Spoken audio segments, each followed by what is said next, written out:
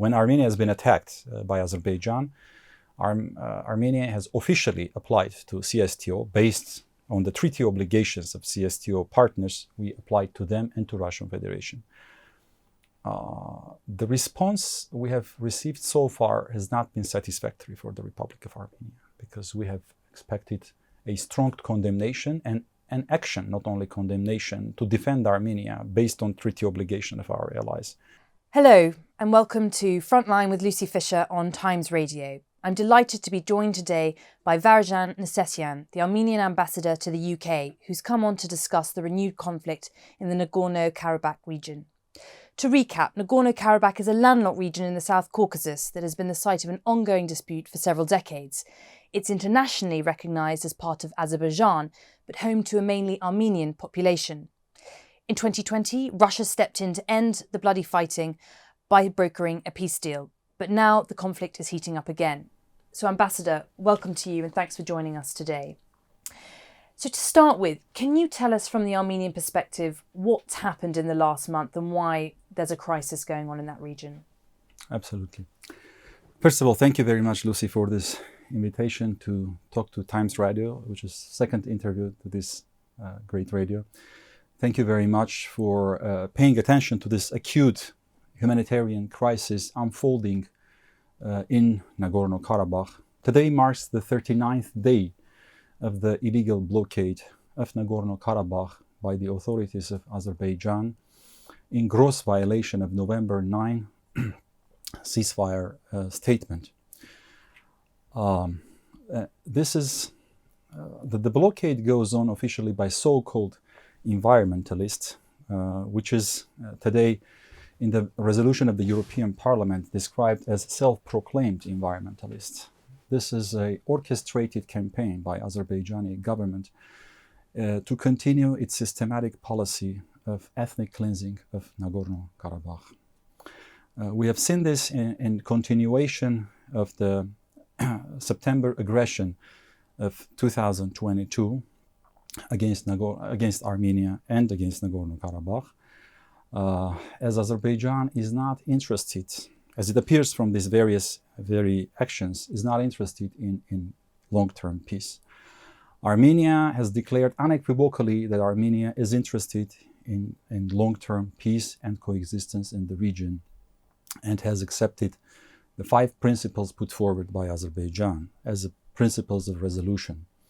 However, Azerbaijan continues in various ways to undermine the peace efforts, and this blockade of Lachin corridor and taking hostage of 120,000 people, including children, elderly, and the overall population, is yet another vivid proof of the fact that Azerbaijan is not interested in peace.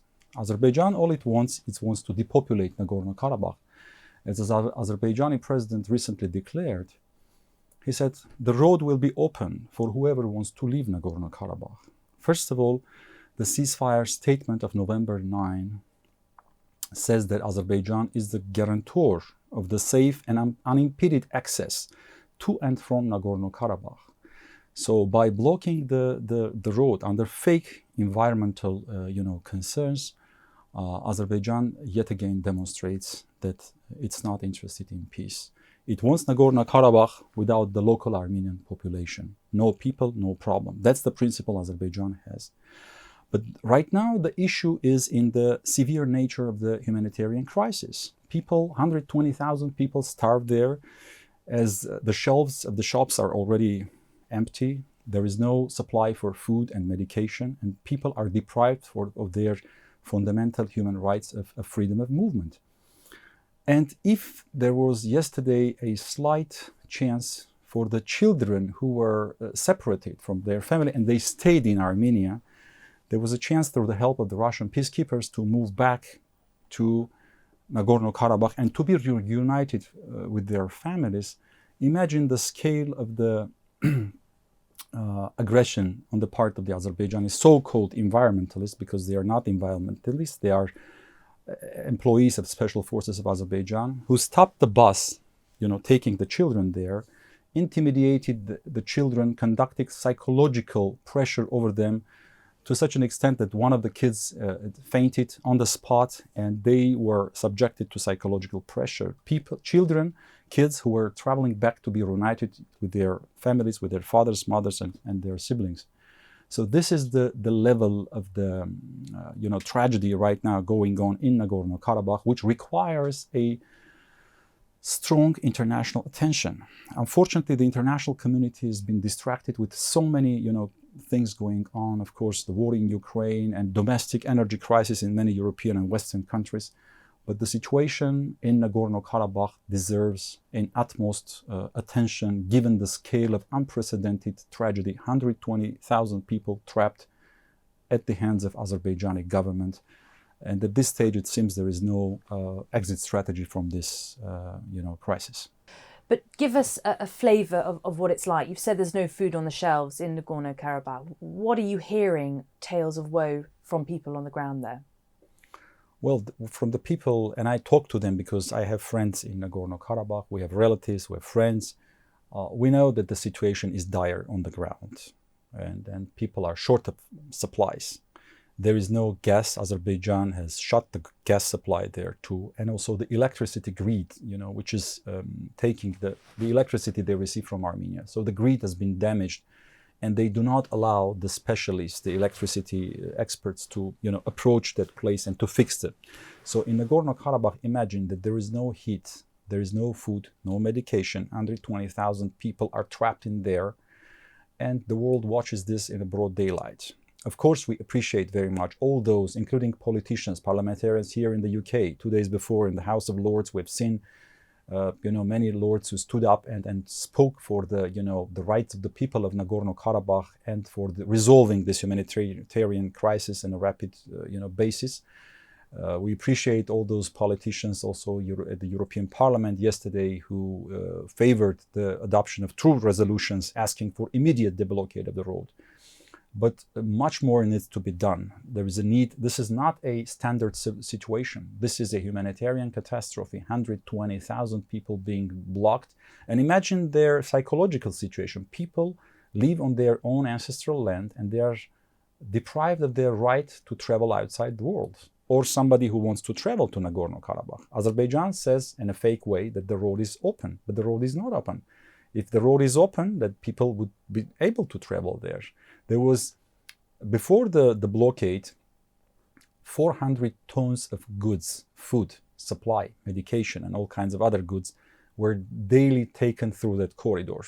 So imagine for them now almost 40 days, the corridor is blocked. So how much, food and other basic supplies has not been delivered to Nagorno-Karabakh. And people are just trapped there and they just wait the world to take measures, because the opposite is just the perspective of ethnic cleansing and the genocide, which is the intention of Azerbaijani government. Azerbaijan, as I said in the beginning, is not interested in genuine peace. We would have been ready to enter into a much more substantial and genuine peace negotiation had Azerbaijan entered into this in a good faith. But Azerbaijan wants maximum concessions at the expense of the Armenian sides, at Armenia and Nagorno-Karabakh. But there cannot be a negotiation based on unilateral concessions. There must be mutual concessions, there must be reasonable approaches instead of maximalist and intimidating approaches. Now, as I mentioned at the beginning, Vladimir Putin played a role in brokering the ceasefire in 2020. This time round, as things are looking tense, and we know there's Russian peacekeepers who are supposed to be keeping that corridor open, Moscow clearly a bit distracted by Ukraine, as you perhaps were making an allusion to when you talked about the way that war is soaking up a lot of international attention. I want to ask you, sounds from reports like there's a lot of anger in Armenia that Russia isn't doing more to step in and keep the corridor open and keep the peace. And secondly, is that a sign that Russia's influence in the area, two post-Soviet states, Azerbaijan and Armenia, is waning? Well, thank you. Armenian leadership has been, open, both privately and publicly about its thinking about the role of the Russian peacekeepers and Russian troops stationed on the territory of the Republic of Armenia. Of course, Russian Federation is an ally, and Armenia is a member of the Collective Security Treaty Organization. But Armenia wants its allies, and we have been openly saying this, to be bound by our treaty obligations, both within Armenia-Russia bilateral arrangements and also within the CSTO. So it's more of about CSTO, its role and its mission, and observing its very principles enshrined in its statute, and not only about Armenia's position about it. So, of course, we commend the Russian peacekeepers playing a role in Nagorno-Karabakh, maintaining the peace and fulfilling their mandate. But when it comes to the blockade of the Lachin corridor, we don't understand what's happening. The document that lays down the foundations of the ceasefire says that it must be under the control of the Russian peacekeepers. So we're wondering why it's not under the control. And Russian Federation, yesterday, Minister Lavrov announced that, the Russian Federation is taking certain measures, and in his opinion, at some point, the road will be open. So we very much hope that that is the case, and because it is after Russian Federation, according to the ceasefire statement, to maintain the control by Russian peacekeepers. So we're very much hoping that that will be the case, and it will not be under the control of Azerbaijani self-proclaimed environmentalists. So that would be in brief, yeah. So you mentioned the Collective Security Treaty Organization, which is, of course, a Russian-led military alliance of 6 post-Soviet nations, including Armenia. Armenia also hosts a Russian military base. Do you think there could be a sort of fracturing of that military alliance with Russia on the basis of a lack of, or perceived lack of action in trying to solve the current blockade? Well, we have no prejudice over this. Right now, Armenia doesn't have intentions to change or shift its security, policy or security alliances. Of course, Armenia has serious considerations about, our allies, and we have been communicating this, as I said, publicly and privately, about when Armenia has been attacked by Azerbaijan. Armenia has officially applied to CSTO based on the treaty obligations of CSTO partners. We applied to them and to Russian Federation. The response we have received so far has not been satisfactory for the Republic of Armenia, because we have expected a strong condemnation and an action, not only condemnation, to defend Armenia based on treaty obligation of our allies. Because Armenia respects its treaty obligations and expects that its allies and partners similarly respect their treaty obligations towards Armenia. So we're not asking for any favor, but we are asking for our friends and allies to help whenever the necessity comes. And Azerbaijan has used this, and continued its attack towards the Republic of Armenia. Of course, at this stage, we're not thinking to make any dramatic changes, but we're, of course, talking to our friends and making these points constantly. What's Armenia's position been on Russia's invasion of Ukraine? Well, of course, both nations are very close to us. As a part of former Soviet Union, we have been in the same family of nations under the Soviet Union, and there are many, ties between Armenian people and Russian people and Armenian and Ukrainian people, and we have large communities in both countries. It's a tragedy that of course, we want a soon and rapid solution at the negotiating table. We are not, of course, interested in the continuation of the war. And the soonest solution around the table of negotiations would be the best outcome for all parties involved there. There's a lot there to unpack, and we'll get into detail of a lot of it, I hope. So to start with, just to make clear to listeners and viewers who are not familiar with the region, what's happened here is there's been a blockade, as you say, since December the 12th on the only road in and out of the region. So food, medicines, other goods can't easily reach this population of 120,000 Armenians. What's going on to try and relieve the humanitarian crisis that's brewing there? Is there any sort of opportunity for food and medicines to be airlifted? Are there aid groups allowed in and out? What's going on? Unfortunately, Azerbaijan has completely sealed the road.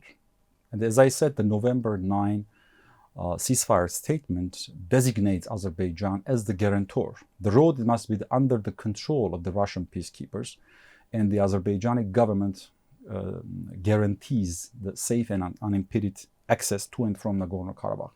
Right now, Azerbaijan no longer guarantees safe and unimpeded. With these actions, Azerbaijan no longer guarantees safe and unimpeded access. So the international community here is the room for international community to step in and to demand, first of all, Azerbaijan to fulfill its obligations under the ceasefire agreement. This is number one. But this is not only about ceasefire agreement, but about the broader humanitarian law and international principles of international law. Of course, airlift would be one option, but first of all, it must be ensured the security of such an airlift, because in the past, Azerbaijan has threatened to shoot any airplane that would enter the territory of Nagorno-Karabakh. So that's why there must be a strong international pressure over Azerbaijan to ensure, first of all, to deblocate on humanitarian merits the Lachin corridor, because it is not only Azerbaijan is not doing favor, it is its obligation to ensure safe and unimpeded access. But as airlift, as you mentioned, there are already calls among European countries, such in the Netherlands, and also yesterday the European Parliament adopted two resolutions on these matters, calling upon Azerbaijani government to immediately deblock the road, and also mentioning there were some mentions also of the airlift to Nagorno-Karabakh, because the population is at the brink of starvation. It's the potatoes are luxury, as the recent CNN coverage said. And is there a risk that this could spill over into armed conflict again? Well, as I said, there is a risk, of course, of another flare-up, because since the ceasefire agreement after 44 days war in 2020, we have seen several attempts of aggression and attacks of the Republic of Azerbaijan against Nagorno-Karabakh and against the Republic of Armenia. Azerbaijan has used false pretexts to say that Armenia has, for instance, violated the ceasefire, which it did not have any single proof of the fact, and afterwards, has attacked, like in September or in May 2020. So right now, Azerbaijan is in a gross violation of international law by occupying sovereign independent territory of Armenia. 150 square kilometers of Armenian territory is occupied by Azerbaijan illegally. And it requires an immediate action to withdraw. So if we are talking about long-term peace in the region, first of all, Azerbaijan should withdraw from Armenia's territory and stop the blockade of Nagorno-Karabakh, illegal blockade of Nagorno-Karabakh, to sit down at the negotiating table, which Armenia is ready to sit down in a good faith and conduct, as yesterday my Minister Mirzoyan ensured at the OSCE Permanent Council session, Armenia is ready to continue the negotiations in good faith, as long as Azerbaijan does not create impediments and does not create new provocations. So there is a risk, and this is the role of the international community to prevent the possible flare-up. In this sense, of course, the deployment of the European Union observation mission at the Armenian-Azerbaijani border can play a positive role in a preventive sense, because the presence of international observation mission is yet another guarantee that any violation of ceasefire will be properly and duly registered. So right now, one of the reasons why there is no peace is that Azerbaijan has endless appetite or endless demands. Even after the war of 2020, which was a result of Azerbaijan's and Turkey's joint aggression, Azerbaijan is not satisfied with the result. And every time it gets one single concession, they want several times more concession. One of the reasons why there is no peace is that Azerbaijan in unsubstantiated manner, demands a corridor towards the region of Nakhichevan through the territory of Armenia. Well, as Armenian government has declared on so many occasions... And can I just interrupt you there, just to explain to anyone listening that because at the moment the only road into this region links up with Armenia, Azerbaijan would like their own road linking up to... Not to Nagorno-Karabakh, to Nakhichevan. Okay. Which is on the western side of Armenia. So the November 9, the foundation for, regulating this relationship is the November 9 ceasefire statement, which clearly says that a corridor will be provided between Armenia and Nagorno-Karabakh, which is the only lifeline for the people of Nagorno-Karabakh, 120,000 people residing there. The same document says that there will be also road through the territory of Armenia provided as a transport link to ensure communication between Azerbaijan's eastern regions and between Nakhichevan. Now, after that, out of sudden, as recently the Azerbaijani president confessed himself, they invented the term of, Zangezur corridor. There is no such term as Zangezur corridor because all Armenia has committed to under November 9 ceasefire statement is a road, which Armenia has said not only one road, but is ready to provide even 3 roads, but that there cannot be an extraterritorial road. All Azerbaijan wants is the road under their control, which is illegal. Armenia has declared, and done many times, that the road will be provided under the November 9 ceasefire terms. It will be under the control of the Republic of Armenia and the Russian border guards, but it will not be an extraterritorial corridor. That's a deadline, and it's irrevocable deadline for the Republic of Armenia. So that's why the red line for the Republic of Armenia. So that's why Azerbaijan is pushing for those unsubstantiated demands. That's why there is no peace. If there is a political willingness on the part of Azerbaijan, we would have been able to achieve a durable and just and fair peace and open up new opportunities for our people. But right now, Azerbaijan, encouraged by the so-called victories during the war of 2020, is pushing for more and more, and even, Azerbaijani president has presented territorial claims to the Republic of Armenia, notwithstanding the fact that in Prague, October 6, 2022, he signed a declaration together with Prime Minister of Armenia recognizing territorial integrity of the Republic of Armenia. Afterwards, Azerbaijani president mentioned that, its country has territorial claims towards the capital city of Armenia, towards many other regions of Armenia. So with these statements, how one can expect a durable peace? It means that the possibilities of flare-up are there with this, peace undermining statements there. So let's just take a couple of the claims that Baku, capital of Azerbaijan, makes. One is that, and you've alluded to this, that it is environmental protesters who've blocked the road, the Lachin corridor in and out of Nagorno-Karabakh, who have, Azerbaijan says, legitimate concerns over illegal Armenian mining in the area. Another claim made is that Armenia is pouring weapons into the region. Is there anything in either of those claims? Well, first of all, how many times has Azerbaijan presented any proof of the fact that there has been, the Lachin corridor has been, used for bringing weapons there? As to the environmental concerns, well, the question is, when was the last time the Azerbaijani environmentalists were allowed to speak out about environmental problems in Azerbaijan? Can one show me when was the last time that, because anyone who protests in Azerbaijan is immediately put in the jail. So there is no freedom of assembly in Azerbaijan, and those so-called environmentalists, as the European Parliament described yesterday, self-proclaimed environmentalists, are employees of Azerbaijani special forces and orchestrated by the Azerbaijani government. As to the gold mine is in the territory of Nagorno-Karabakh. It has been employed, and this is the biggest taxpayer in Nagorno-Karabakh. 2,000 people work there. Azerbaijani target is to deprive the populations from income. The gold mine is the legal, in legal possession of the people and authorities of Nagorno-Karabakh. And it has not conducted any environmental, problems.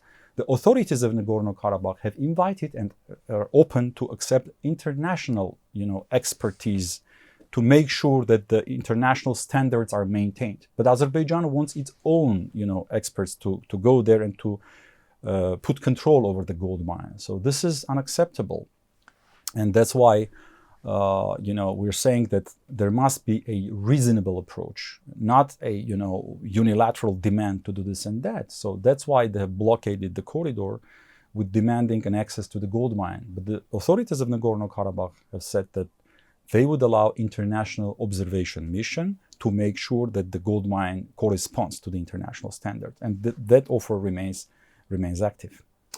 And tell me, what kind of contact have you had with James Cleverly, the British Foreign Secretary, or any sort of Foreign Office ministers or officials about the growing humanitarian crisis in Nagorno-Karabakh? Well, we are on a constant communication with FCDO, with Foreign Office on this matter. We're talking to our interlocutors on a constant and regular basis.